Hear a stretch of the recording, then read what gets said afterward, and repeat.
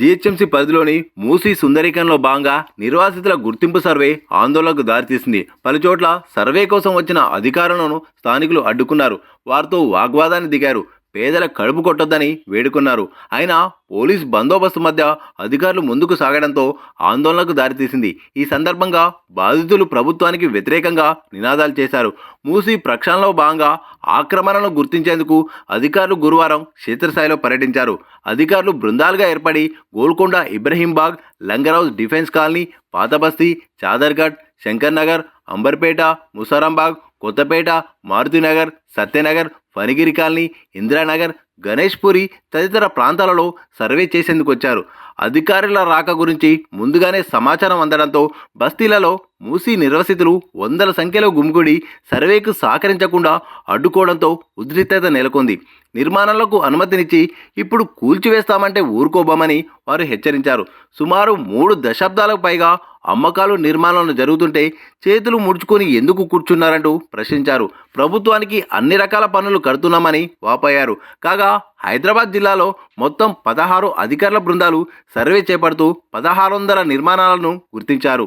మూసీ బెడ్ను అనుసరించి నిర్వాసితులను గుర్తించేందుకు వచ్చిన అధికారుల బృందానికి స్థానికుల నుండి నిరసనలు ఎదురవుతున్న పోలీసుల సహకారంతో కొన్ని చోట్ల మార్కింగ్ చేశారు. తహసీల్దార్ నేతృత్వంలో పర్యటిస్తున్న అధికారులు మూసీని అనుసరించి ఉన్న వారి వివరాలు సేకరించే ప్రయత్నం చేశారు. పేదలకు ప్రభుత్వం నష్టం చేయదని నచ్చజెప్పేందుకు ప్రయత్నించారు.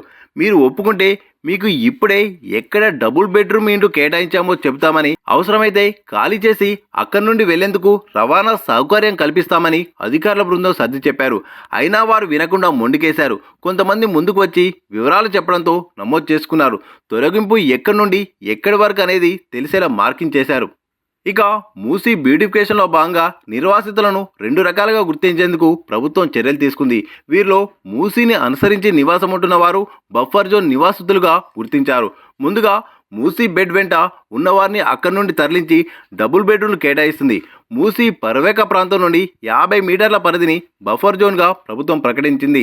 దీని పరిధిలో పెద్ద అపార్ట్మెంట్లు, బహుళ అంతస్తుల భవనాలు ఉండడంతో అధికారులు వాటిలో ఉంటున్న వారికి ఎలాంటి నోటీసులు ఇవ్వకపోవడం గమనార్హం. అయితే చాలా చోట్ల కూల్చివేతలను సూచించే మార్కింగ్ చేశారు. దీంతో బఫర్ జోన్లో నివాసం ఉంటున్న వారు కూడా కార్యాచరణ రూపొందించి అడ్డుకునేందుకు చూస్తున్నారు. ఇక మూసీ పర్వేక ప్రాంతంలో పర్యటిస్తున్న అధికారులకు అడుగడుగున స్థానికుల నుండి ప్రతిఘటన ఎదురవుతుంది. ముఖ్యంగా మహిళలు అధిక సంఖ్యలో ముందుకు వచ్చి అధికారులతో వాగ్వాదానికి దిగుతుండడంతో పోలీసుల సహాయం లేకుండా వారు ముందుకు కదలలేని పరిస్థితి నెలకొంది. ఈ సందర్భంగా వారికి సంఘీభావం తెలిపేందుకు కూడా రాని ప్రజాప్రతినిధులకు శాపనార్థాలు పెట్టారు. ఈసారి ఓట్లు అడిగేందుకు ఏ ముఖం పెట్టుకొని వస్తారో చూస్తామంటూ వారిపై దుమ్మెత్తిపోయడంతో సర్వే సగంలోనే అధికారులు వెనుదిరిగారు.